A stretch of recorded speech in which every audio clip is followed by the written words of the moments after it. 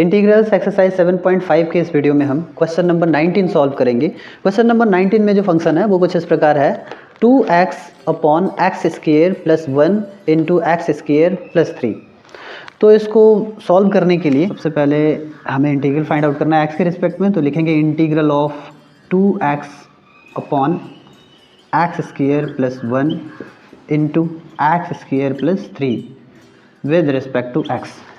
अब इसके लिए हमें सब्स्टिट्यूशन मेथड का सहारा लेना होगा पहले, और फिर बाद में हम जाकर पार्शियल फ्रैक्शन में चेंज करेंगे। तो इसके लिए लिखेंगे let x square plus 1 is equal to t. X square plus 1 को टी मान लेंगे। ऐसा हमने क्यों किया? ऐसा हमने इसलिए किया क्योंकि हमने इसमें देखा कि अगर हम इस फंक्शन को टी के इक्वल मान लेते हैं तो फिर डिफरेंशियल तो करना ही होगा, ताकि dx को भी चेंज करना है। तो ऐसा करने से अगर हम इसका डिफरेंशियल जब फाइंड आउट करेंगे तो इसका जो डिफरेंशियल होगा वो 2x के बराबर होगा, यानी न्यूमरेटर के बराबर होगा। और इस तरह से आप समझ गए होंगे कि 2x into d x is equal to d t के बराबर हो जाएगा। तो इसलिए हमने ऐसा किया। या अब हम इसका डिफरेंशियल करेंगे तो 2x होगा, 1 का डिफरेंशियल 0 के इक्वल होगा, is equal to d t by d x होगा। और फिर हम dx को इधर ट्रांसपोज कर लेंगे तो हम यहाँ लिख सकते हैं 2x into d x is equal to d t. तो ये डेटा और ये डेटा हम यूज करेंगे पहले सब्स्टिट्यूशन के लिए। तो लिखेंगे देन, तब ऐसा करने के बाद ये बदल जाएगा integral of 2x upon x square plus 1 into x square plus 3 with respect to x।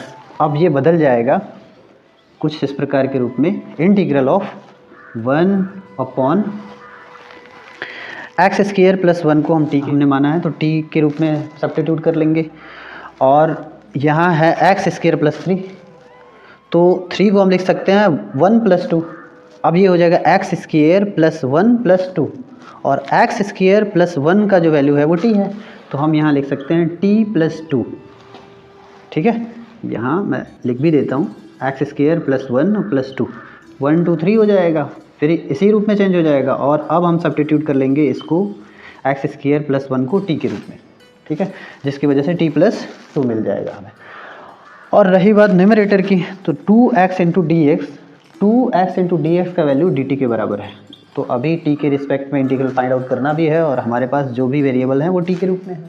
ठीक है, लेकिन प्रॉब्लम ये है कि ये जो फंक्शन, अब जिस फंक्शन के रूप में हमने इसको कन्वर्ट किया हुआ वो फंक्शन एक रैशनल फंक्शन है, और वो भी प्रॉपर रैशनल फंक्शन है। तो इस प्रॉपर रैशनल फंक्शन को फिर प्रॉब्लम वही हो गया कि अब हम इसको पार्शियल फ्रैक्शन में चेंज करें, तो इसको पार्शियल फ्रैक्शन में चेंज करेंगे। सबसे पहले इसको इक्वेशन 1 लिख लेंगे और इसको पार्शियल फ्रैक्शन में चेंज करेंगे इस फंक्शन को, और फिर से इक्वेशन 1 में हम लाके इसको पुट करेंगे। लिखेंगे यहाँ लेट, मान लीजिए 1 upon T into T plus 2 is equal to a upon T plus b upon T plus 2, और इसको सॉल्व करेंगे। ठीक है, तो इक्वेशन इसको 2 मान लीजिए।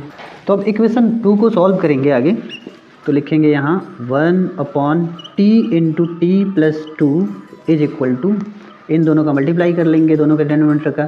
तो डिनोमिनेटर का मल्टीप्लाई करेंगे तो टी इंटू टी प्लस 2 होगा, इसका इससे मल्टीप्लाई, इसका इससे मल्टीप्लाई, यानी कि क्रॉस मल्टीप्लिकेशन कर लेंगे। तो यहाँ होगा ए टी, और इसका इससे मल्टीप्लाई करेंगे तो बी टी होगा, फिर यहाँ 2a हो जाएगा, मतलब इसका इससे मल्टीप्लाई करेंगे तो ए टी इंटू 2a होगा। तो ए टी को यहाँ हमने लिख लिया, 2a को यहाँ लिख लिया, इसका इससे मल्टीप्लाई करेंगे तो बी टी हो जाएगा, ताकि ये दोनों पास पास रहेंगे।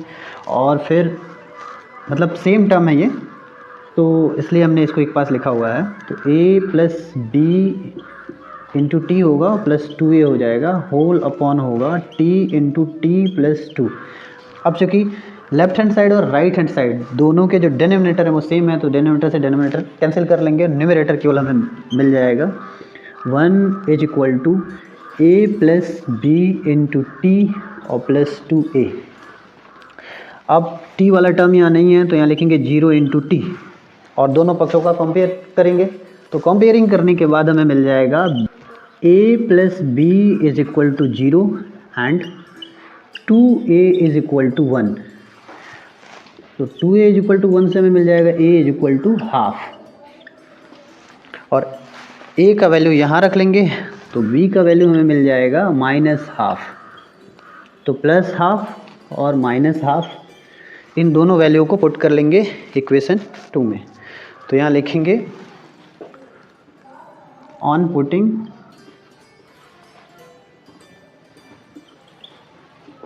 a is equal to half and b is equal to minus half into equation 2 we get, ऐसा कर लेने से हमें मिल जाएगा 1/t into T plus 2 is equal to half upon T और minus half upon T plus 2, क्योंकि equation जो 2 था a अपॉन टी था और plus b upon T plus 2, तो हमने a और b के वैल्यू पुट किए तो हमें इस रूप में ये मिल गया।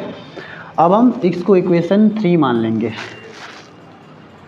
ठीक है, और इक्वेशन 3 के राइट हैंड साइड के वैल्यू को हम पुट कर लेंगे इक्वेशन 1 के इस फंक्शन के स्थान पे, ठीक है। तो लिखेंगे यहाँ from equation 1 and 3 we obtain, समीकरण 1 और 2 से हमें प्राप्त होता है, क्या प्राप्त होता है, समीकरण 1 का जो लेफ्ट हैंड साइड है पहले वो लिख लेंगे, integral of 2x upon x square plus 1 into x square plus 3 with respect to x is equal to, जो इसका राइट हैंड साइड है वो है integral of 1 upon T into T plus 2 with respect to t.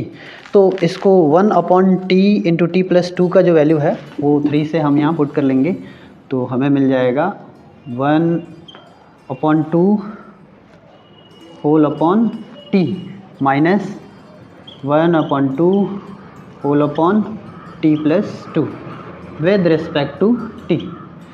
अब आगे इसको solve करेंगे, दोनों में से पहले 1/2 को बाहर कॉमन करके निकाल लेंगे, यहाँ 1/2 लिखेंगे, फिर यहाँ 1/t होगा और यहाँ 1/t प्लस 2 होगा, दोनों का अलग अलग इंटीग्रल फाइंड आउट करेंगे, integral of 1/t with respect to t minus integral of 1/t plus 2 with respect to t, और फिर इसका इंटीग्रल फाइंड आउट करेंगे तो मिल जाएगा हमें log t, क्योंकि integral of 1/t with respect to t का जो इंटीग्रल होता है वो log t होता है, और इसका हो जाएगा log mod t प्लस 2 और प्लस इंटीग्रल कांस्टेंट यहाँ c लिख लेंगे।